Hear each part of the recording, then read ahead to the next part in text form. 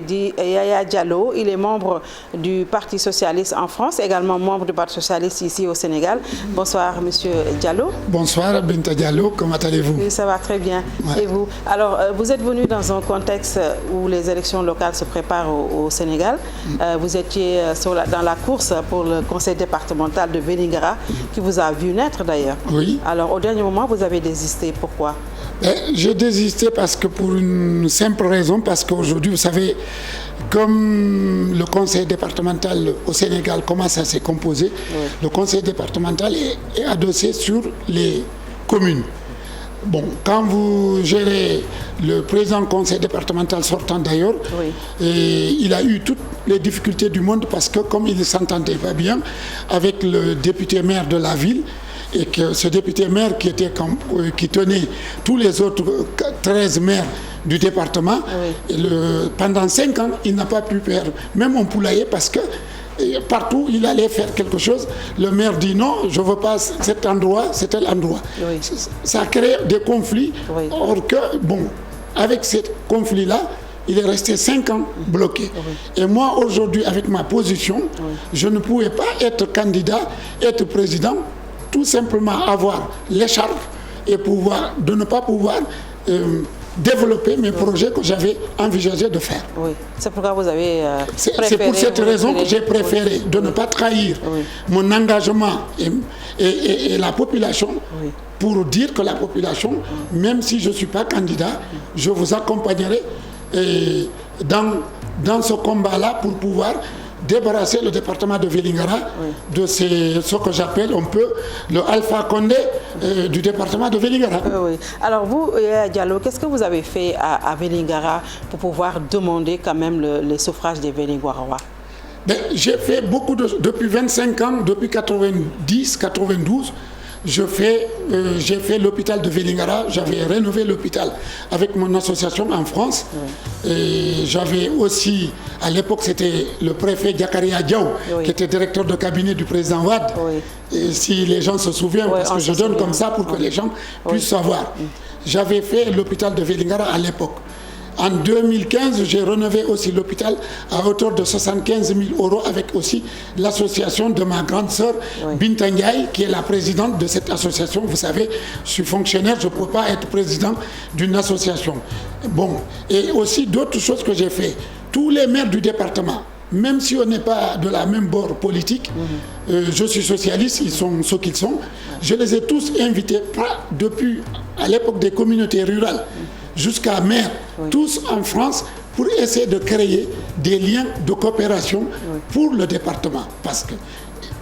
Et après, j'ai travaillé aussi avec l'ambassadeur de France, je l'ai amené. À l'époque, j'avais demandé au président Hollande de pouvoir m'aider parce que je suis dans un département où on a beaucoup de jeunes qui vont à l'immigration. Oui. Et j'ai convaincu à l'époque l'ambassadeur de France, qui était là, Pagano, de venir avec moi, que c'était un ami aussi. Oui. À Vélingara, nous avons vu la situation. La France avait, par l'AFD, avait financé 10 milliards, à hauteur de 10 milliards à la Sodagri pour pouvoir développer le département de Vélingara. Aujourd'hui, je vous racontais tout à l'heure, il y a une dame qui s'appelle Binta Mbalo ou Binta Diaw, j'oublie le nom de famille, qui m'a interpellé l'année dernière, elle m'a dit, Yaya, grâce à toi, la Sodagri, nous avons surmonté nos difficultés. Oui. J'avais 5 hectares. Aujourd'hui, je cultive 50 hectares. Oui. Mon fils est à l'université, je lui paye ses études. Ça veut dire, c'est magnifique quand on vous dit des choses comme ça. Oui. Ça va droit au cœur. Cette situation, je la répète partout. Oui. Et d'autres aussi que j'ai fait. Le lycée de Vélingara. Oui. Il y avait 8 classes qui manquaient. Un bloc de 8 classes. Oui. J'ai convaincu l'ambassade avec les projets qu'on avait, l'ambassade de France et l'État du Sénégal. Oui. Aujourd'hui, les 8 classes sont là. Même s'il y a d'autres, le président sortant se réclame toujours celui qui l'a fait. Bon, c'est pas grave. Oui. Moi, ce qui compte, c'est ce que le bon Dieu voit. Je ne cherche pas des médailles ou des remerciements. Oui. Quand on fait quelque chose où on est né, comme disait le président François Mitterrand, on a 2 amours. Où on est où on vit. Oui. Et je suis né à Vélingara et je vis en France. Oui. J'ai ces deux amours-là. Est-ce que vous allez continuer à rester dans le développement à la base, malgré tout? Ben, malgré tout, je les ai dit que je ne les laisserai pas. Oui. Que ça pleut, ça neige, je travaillerai. Sur cette campagne-là, je m'engage résolument à accompagner la population à choisir le meilleur profil pour Vélingara dans la commune. Oui. Parce qu'aujourd'hui, vous savez, Vélingara dans la commune, c'est locomotive. Oui. C'est comme si vous prenez un train, si vous enlevez la tête, locomotive, les wagons ne partiront pas. Oui. Aujourd'hui, tant que le maire de Vélingara qui a fait 20 ans, que je ne comprends pas, on a demandé à Ablaye Wilane, qui a fait 2 mandats, de partir. Aïssata Tall Sall, de partir. Oui. J'ai appris à Tambacounda, pareil. Oui. Un maire qui a fait 20 ans. Il a maintenu, les maires APR sont maintenus. Voilà, tous les maires APR sont maintenus. Oui. Ça veut dire parce qu'il est là depuis 20 ans. C'est un monsieur qui a fait la transhumance, sa chemise. Il a toutes les partis du Sénégal accrochées dans sa chambre. À chaque fois qu'un parti arrive au pouvoir, il se met. Mais je dis aux Sénégalais, les yeux dans les yeux, aujourd'hui, ceux qui tuent ce pays-là, ce qui est plus grave que le Covid, c'est la transhumance. Parce qu'aujourd'hui, c'est ça qui freine le développement du Sénégal. Donc vous allez vous mettre dans la campagne électorale pour éviter, pour faire partir l'actuel maire. C'est la population qui me demande. Aujourd'hui, si je suis à Vélingara, les jeunes applaudissent partout, les vieux, les gens m'appellent, qui ne me connaissent pas, qui me disent Yaya, tu es le seul qui peut nous sauver. Parce qu'aujourd'hui, ce qui se passe, les gens viennent là-bas dire pourquoi vous n'avez pas déposé votre candidature, ne serait-ce que par une liste parallèle, pour demander la ville, par exemple? Vous savez, moi je suis fidèle à mes convictions. Le Parti socialiste est engagé dans ce benno-là. Et bon, mes camarades socialistes, notamment Aminata Mbengue Ndiaye et tout, il y avait des engagements pris, pas seulement pour Vélingara, c'est des engagements pris au niveau national. Et moi, j'avais les capacités de trouver un récépissé par-ci, par-là, mais je ne veux pas faire ça. Je suis fidèle à moi-même, le Parti socialiste. Je m'engagerai dans aucun combat dans le monde, personnellement, sans avoir l'aval du Parti socialiste. Ça, c'est mon principe. Et je combatte, c'est pour cela que je combatte les transhumances, parce que c'est ça qui nourrit les problèmes à l'intérieur de ces partis. Même le APR aujourd'hui, le grand combat, leur premier ennemi, c'est des gens qui ont transhumé et les gens qui ont créé avec le président Macky Sall. Le APR sont mis de côté. Et c'est ça, leur premier ennemi électoral, c'est là. Oui. Alors, qu'est-ce que cela vous fait que le Parti socialiste continue quand même à s'enliser dans Benno Bokk Yakaar, le Parti socialiste qui n'a pratiquement presque plus d'ambition politique peut-être? Oui, mais vous savez, bon, les camarades me disent, moi-même je suis d'accord parce que, bon, vous savez, c'est difficile aujourd'hui, on est dans un pays où on a beaucoup de difficultés. Le Parti socialiste respecte tous ses engagements. Ça, moi, je le vois. Au contraire, c'est eux, notamment à Vélingara, surtout à Vélingara, ils n'ont pris qu'une seule personne, liste départementale. Ma sœur Fatou Niane, qui était au Conseil des collectivités locales, ils l'ont pris ni à la commune, ni au département. C'est pas gentil. Dans un département où il y a 100 000 électeurs, et le Parti socialiste est très présent dans ce département-là. Je vais le démontrer au moment des élections, parce que nous serons les arbitres sûrs et certains dans ce département-là. Mais quand même, on a enlevé beaucoup de maires du Parti socialiste. Aujourd'hui, Aminata Mbengue Ndiaye a quand même laissé Macky Sall et l'APR faire. Aujourd'hui, si le Parti socialiste n'a pas été investi, ou les membres du Parti socialiste, est-ce que ça ne vous donne pas quelque chose, un goût amer quand même par rapport à tout ça? Bon, j'ai discuté, par exemple, si vous faites allusion à Ablaye Wilane et trucs. Aujourd'hui, Ablaye Wilane a fait 2 mandats. Moi, je trouve que c'est salutaire. On lui avait dit de prendre le conseil départemental. Il prend le conseil départemental. Il a finalement renoncé à ça. Il a renoncé? Oui, il a renoncé à prendre le conseil départemental. Je ne savais pas. Vous venez me donner l'information. Mais quand même, c'est salutaire. 2 mandats. On demande au président de la République de faire 2 mandats. Et les gens, ils font 20 ans, 25 ans. Les jeunes qui sont nés avaient 1 an. Ils sont adultes, ils commencent à travailler. Vous pensez qu'il devait partir? Moi, le geste qu'il a fait, c'est salutaire. moi, quand même, c'est salutaire de faire 2 mandats et de passer la main, parce que l'usure est là. Parce que après vous allez s'embourber, après vous ne pouvez plus faire quelque chose. L'élan est... Nana, vous n'avez plus la force d'aller plus loin. Quel est votre regard sur la situation qui prévaut au niveau du Parti socialiste sénégalais? Bon, la situation, je pense qu'après les élections, nous, on va tous se mettre autour d'une table. On va voir réellement quels sont les projets. En direction de 2024. En 2024, on va voir... Vous pensez que le Parti socialiste aura un candidat en 2024 au moins? Bon, ça c'est prématuré pour l'instant. On va se réorganiser. Le parti devrait faire le congrès. Le congrès va se faire, vous savez... bon, voilà, le congrès n'est pas fait. Il y a quand même beaucoup de fissures, beaucoup de départs. Oui, mais le Parti socialiste, si vous regardez même en France, c'est les socialistes qui sont comme ça dans le monde. Il y a des hauts et des bas. Les gens montent. C'est un parti qui n'est pas personnel. Voilà, Aminata Mbengue Ndiaye laissera ici, comme Senghor et Tanor et Abdou Diouf ont laissé.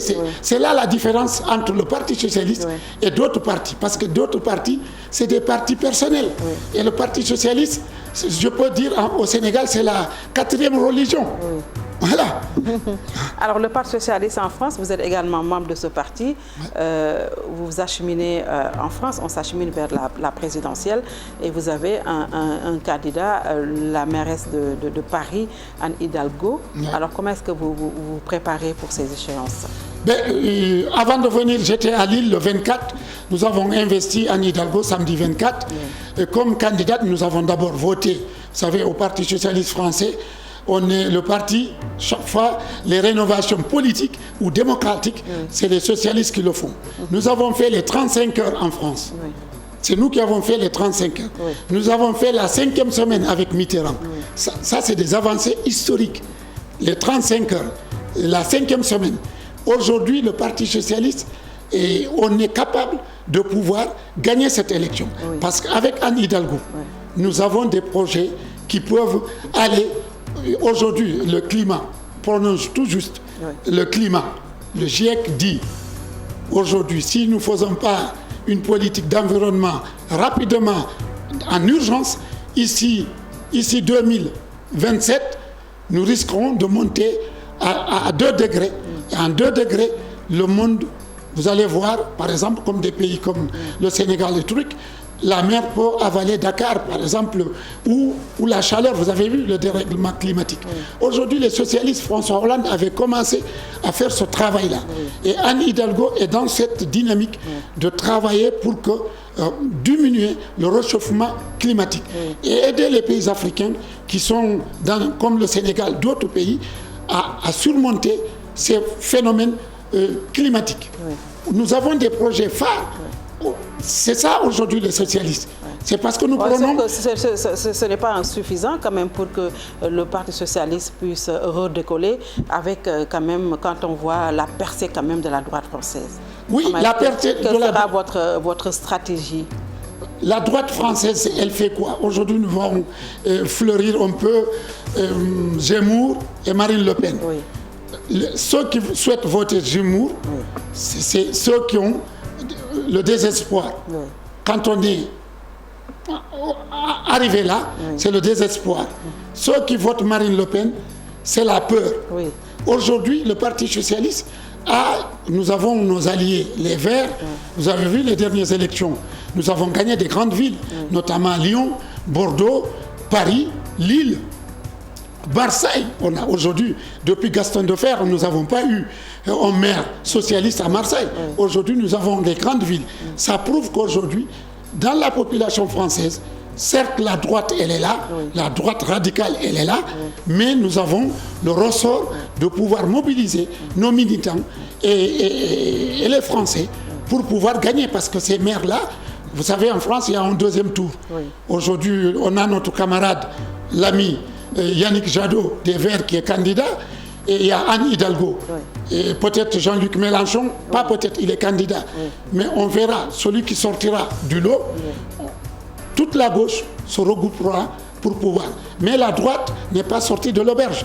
Parce qu'aujourd'hui, entre Xavier Bertrand et comment s'appelle, la présidente de la région d'Île-de-France, là, il y a des problèmes. il y a des problèmes. Et que ce n'est pas seulement le Parti socialiste. Nous avons presque tourné le dos à nos problèmes internes. Aujourd'hui, on a la dynamique de faire campagne pour gagner les élections présidentielles. Oui, qui vont se tenir au mois d'avril, n'est-ce pas? Oui, au mois d'avril. Alors, vous êtes également un anti la France-Afrique. Oui. Est-ce que vous pensez que ce que les présidents français avaient promis par rapport à la France-Afrique, ça s'est bien réalisé de Hollande à nos jours? Et bien avant même Hollande. Bien avant Hollande, bien sûr, vous avez bien fait de me poser la question. Oui. Je vois France-Afrique aujourd'hui, ça s'est beaucoup amélioré parce que sur la présidence de François Hollande et Macron continue sur cette lancée. Oui. On a assaini un peu nos rapports entre les pays africains et la France. Bon, je vous remarque que certes qu'on a toujours des activistes, France Dégage et d'autres, mais il ne faut pas que les Sénégalais qu'on les trompe, ou les Africains. Nous ne pouvons pas vivre sans aujourd'hui faire la coopération avec la France ou d'autres pays. Oui. J'aimerais bien que ces gens-là qui disent France dégage, qui regardent bien, je cite comme Eiffage. Oui. Eiffage a 1500 personnes, total. Mais il n'y a que 5 ou 10 blancs. Oui. Si vous allez à Paris, il y a le PSG. Le PSG, c'est des étrangers. Oui. Ils font beaucoup d'argent. Aujourd'hui, le monde est devenu bipolaire. Oui.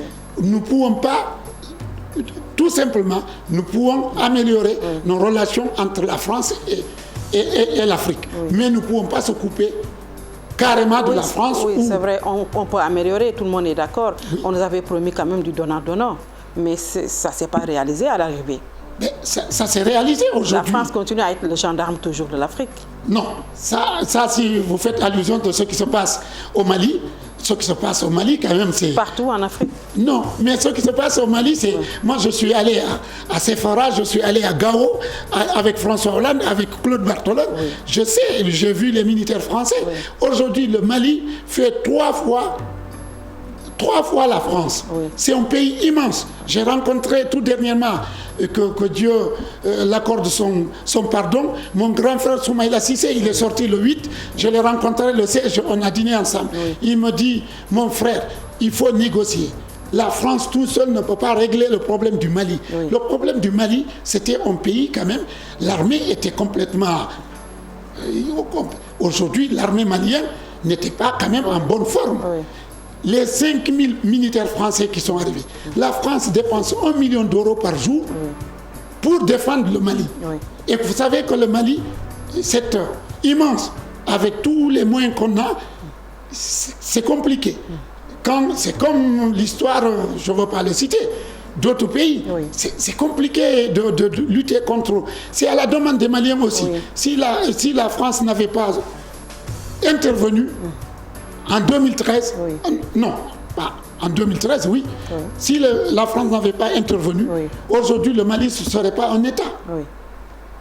Même le Sénégal serait menacé, ou même la Mauritanie, toute la sous-région. Ça, il faut remercier quand même la France, même si tout le monde dit, pendant la guerre, nous avons envoyé nos militaires, mais ils nous ont renvoyé les censeurs. Moi, je pense qu'il ne faut pas que les Africains se trompent. La France sort du Sahel. On ne dormira pas tranquille, même si on a les meilleurs militaires de l'Afrique. Oui. Les Sénégalais, c'est les meilleurs militaires, c'est des jeunes diplômés qui ont fait des grandes écoles, Saint-Cyr et d'autres, c'est des jeunes officiers. Nous avons les meilleurs de la sous-région. Mais ce n'est pas le cas partout. Je ne veux pas citer de pays, mais il faut que les gens fassent attention de ce qu'on dit. Voilà. Et par rapport à l'immigration clandestine, on a vu ce que la France est en train de faire. Et pour ne pas citer l'Union européenne, aujourd'hui qui a tort, les Africains qui ne peuvent pas retenir leurs enfants chez eux, ou quand même la métropole et environ? Mais je pense qu'aujourd'hui, la responsabilité, elle est très grande par rapport à l'Afrique. Moi, je dis, une fois, j'ai eu une bonne discussion avec Macron. Je lui ai dit, écoute, soit qu'on trouve une bonne solution pour régler, sinon l'immigration fait exploser l'Afrique, fait exploser l'Europe. Absolument. Quand vous voyez aujourd'hui toutes les le fascisme est en train de monter en Europe, ça monte à cause de quoi? C'est à cause de l'immigration clandestine. Aujourd'hui, vous allez dans toutes les rues de Barcelone, ailleurs, vous voyez des jeunes, que ce soit Afrique de l'Ouest ou Maghreb, qui traînent dans les rues. Et aujourd'hui, l'Europe n'a pas la capacité de garder tout ce monde-là. Et ça fait monter du populisme en Europe. Et ici, ça fait monter aussi l'anti-européen par là et anti-gouvernant. Je l'ai dit, ce qui est bon, qu'on doit faire, c'est d'aider, c'est forcer les États africains de pouvoir avoir des projets structurants dans tous les départements et aider les gens puissent avoir de l'eau comme je voulais faire à Vélingara. Je voulais draguer les rizières pour que les gens puissent avoir d'eau contre saison, de cultiver. Et aujourd'hui, on a des projets phares parce que l'environnement demande le reboisement, ça peut employer beaucoup. Très bien, il faut essayer de fixer les enfants chez eux. Exactement. Pour lutter contre la pauvreté. L'environnement, l'agriculture, l'élevage, l'insémination artificielle, qui est un projet phare que j'ai truc. Aujourd'hui, vous savez, si vous avez 3 vaches qui vous produisent 60 litres de lait par jour, dans un village, ça fait un revenu de 100 000 francs par mois. Et ça, c'est des projets... Pensez à l'industrialisation de l'Afrique également. Voilà. Et aujourd'hui, travailler à utiliser l'argent destiné à l'environnement, à développer, à implanter des arbres, à faire ça peut employer beaucoup du monde. Moi, j'avais voulu faire ça avec 1 million d'euros. J'allais employer beaucoup du monde, et j'allais draguer les rizières, j'allais faire plein de choses. Étant donné que mon département, c'est presque le convoyeur de l'immigration clandestine de la sous-région. Voilà. Votre département, c'est quel département? Mon département de Vélingara, il y a beaucoup de jeunes. Ils n'en ont tous bac plus 2. Ils n'en ont rien. Ils font que d'autres font coupe du bois. Ça aussi, on ne peut pas arrêter. Alors que Vélingara a tous les atouts quand même pour se développer. Exactement. Moi, je ne peux pas dire à un jeune qui a bac plus 2, qui doit arrêter de couper le bois. Je n'ai pas quoi à lui donner. Au même moment, moi, mes enfants en France, ils ont tout. Lui, ses enfants, ou sa mère, ou sa maman n'a rien. Absolument. Il faut qu'on parle de ces sujets-là, qu'on les prend en charge. Et là, ces jeunes-là, si on les paye 100 000 francs, ils vont implanter 1000 arbres par mois. C'est comme ça qu'il faut renverser la tendance. Mais pas en les arrêtant, en les mettant en prison. Ça n'arrêtera pas. Ça accentue davantage. Exactement. Merci beaucoup, Yaya Diallo. Merci Binta Diallo. Je remercie la TFM de m'avoir invité.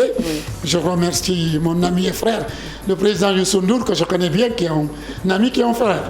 Merci beaucoup. Merci et à très bientôt. Merci d'avoir suivi. Je rappelle qu'il est membre du Parti socialiste français, également membre du Parti socialiste sénégalais. Merci d'avoir suivi. Très bon week-end.